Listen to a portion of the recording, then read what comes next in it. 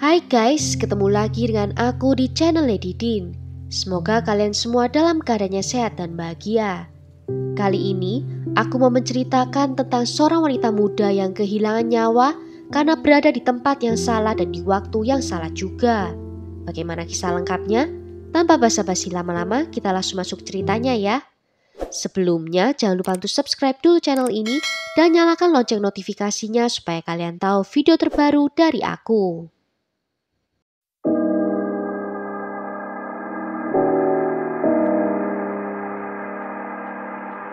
At this point in time, after 6 months, and thinking about it logically, it was impossible for somebody to follow her in there.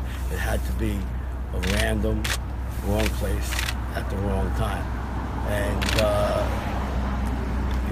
she was unlucky that day. You plan to go to the court hearings and the arraignments? Of course. We are 100% of course. It's a no-brainer. behind. Yeah, we have to show support. The demon must get his justice, Oh yeah. and we will see to it. Karina Vetrano lahir pada tanggal 12 Juli 1986 di kota New York dari pasangan Phil dan Kathy Vetrano. Dia memiliki dua saudara kandung, seorang kakak laki-laki dan perempuan. Ayahnya adalah seorang pensiunan pemadam kebakaran kota New York yang menjadi salah satu responden pertama di Ground Zero setelah serangan 11 September. Karina lulus dari Universitas St. John dengan gelar master di bidang patologi wicara. Dia juga menjadi seorang penulis dan muncul dalam sebuah film pendek tahun 2013 yang terinspirasi oleh tulisan-tulisannya dan disutradarai oleh temannya sendiri. Karina tinggal di lingkungan Queens yang juga sama dengan orang tuanya dan bekerja dengan anak-anak autis di Manhattan sebagai ahli patologi wicara. Pada tanggal 2 Agustus 2016 di sore hari, Karina pergi berlari di Spring Creek Park yang berjarak kurang 1 blok dari rumahnya. Biasanya dia selalu pergi berlari dengan ayahnya, namun di hari itu ayahnya sedang menderita cedera punggung sehingga dia berlari sendirian. Ayahnya sudah mengungkapkan kekhawatiran kepada Karina tentang pergi berlari sendirian di sore hari itu. Tetapi Karina menjawab kalau semuanya akan baik-baik saja. Dan dia terakhir terlihat hidup setelah jam 5 sore tepat sebelum dia memasuki taman. Karena tak kunjung pulang juga dan tidak ada balasan telepon dan pesan teks, ayahnya memberitahu seorang tetangga yang juga adalah seorang kepala polisi dari Departemen Kepolisian Kota New York dan segera melakukan pencarian. Sekitar pukul 11 malam, ayahnya sendiri yang menemukan tubuh putrinya tertelungkup dalam keadaan tak bernyawa. Karina ditemukan dengan bra olahraganya yang ditarik ke bawah yang memperlihatkan payudaranya, dan celana dalam serta celana pendeknya bergulung-gulung di paha kirinya dan memperlihatkan kaki kanannya yang penuh dengan goresan dan memar. Hasil otopsi keesokan harinya menegaskan bahwa Karina meninggal karena pencekikan yang dilakukan begitu kuat hingga ditemukan bekas sidik jari di lehernya, dan kematiannya dinyatakan sebagai pembunuhan. Detektif mengatakan tampaknya dia dipukul di bagian belakang kepala dengan batu. Karina sempat melakukan perlawanan kepada penyerangnya. Dia menggigitnya begitu keras hingga giginya menjadi retak, dan di dalam tangannya ditemukan kalau dia mencengkram rumput. DNA penyerang juga ditemukan di bawah kukunya, di punggungnya, dan di ponselnya yang ditemukan dibuang di rerumputan beberapa meter jauh dari tubuhnya. Pejabat polisi mengumumkan hadiah $20.000 untuk informasi yang mengarah pada penangkapan pembunuhnya. Meskipun pemulihan DNA di TKP awalnya gagal menghasilkan petunjuk apapun, bahkan setelah dijalankan melalui database lokal dan nasional. Lebih dari 600 sampel DNA diperiksa selama penyelidikan dan tidak ada yang cocok. Selain itu, kepolisian memeriksa lebih dari 1.700 laporan investigasi dan mengikuti lebih dari 250 petunjuk. Pada tanggal 7 Agustus, kurang dari seminggu setelah pembunuhan Karina, seorang warga New York lainnya, Vanessa Marcotte yang berusia 27 tahun, ditemukan tewas di jalan pedesaan di Princeton, Massachusetts. Vanessa juga terbunuh saat sedang jogging dan banyak berita yang melaporkan kejahatan tersebut dan membandingkannya dengan pembunuhan Karina. Namun DNA dan bukti lain membuktikan kalau pembunuhan itu dilakukan oleh pria yang berbeda. Kematian Karina dan Vanessa telah menyebabkan narasi dan diskusi tentang keselamatan wanita yang berolahraga sendirian. Pada tanggal 31 Agustus, polisi merilis sketsa tersangka, yaitu seorang pria yang terlihat di dekat Spring Creek sekitar waktu Karina terbunuh. Seorang pekerja telah melihat pria itu keluar dari rerumputan dan kemudian berlari menjauh. Pada tanggal 12 September, acara TV Crime Watch Daily merilis video rekaman CCTV Karina yang berlari beberapa menit sebelum dia terbunuh. Pada tanggal 4 Februari 2017, polisi mengumumkan bahwa seorang tersangka pembunuhan telah diperiksa. Kemudian menambahkan bahwa Chanel Lewis, seorang warga kulit hitam Brooklyn berusia 20 tahun, telah ditangkap dan didakwa dengan satu tuduhan pembunuhan tingkat kedua. Itu dilakukan setelah pihak berwenang mencocokkan DNA-nya dengan yang ditemukan pada tubuh korban.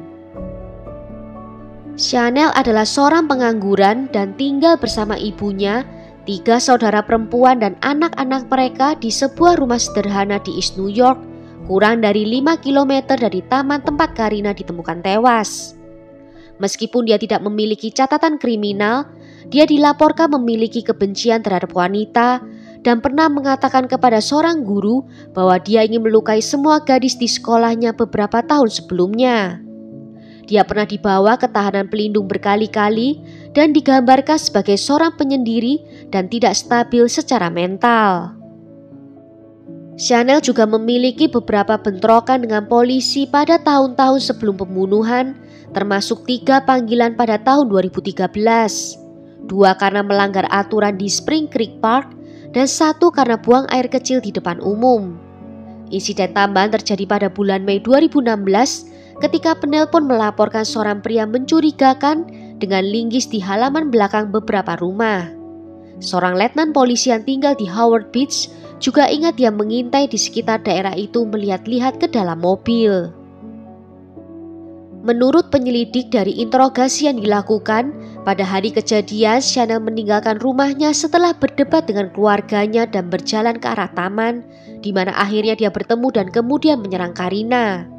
Meskipun diyakini sebagai pertemuan yang benar-benar acak dan tidak diketahui secara pasti apakah Chanel pernah melihat korban sebelumnya atau memang merencanakan serangan tersebut.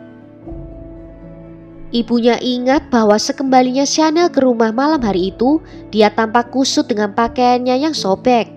Chanel mengklaim bahwa dia telah dirampok oleh sekelompok pria meskipun tidak ada bukti serangan semacam itu dan laporan polisi tidak pernah diajukan.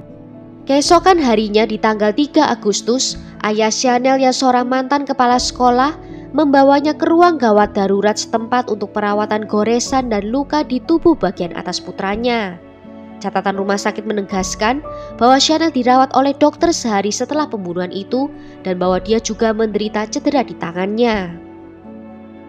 Keluarga Chanel terus menyangkal keterlibatan putra mereka dalam kasus itu.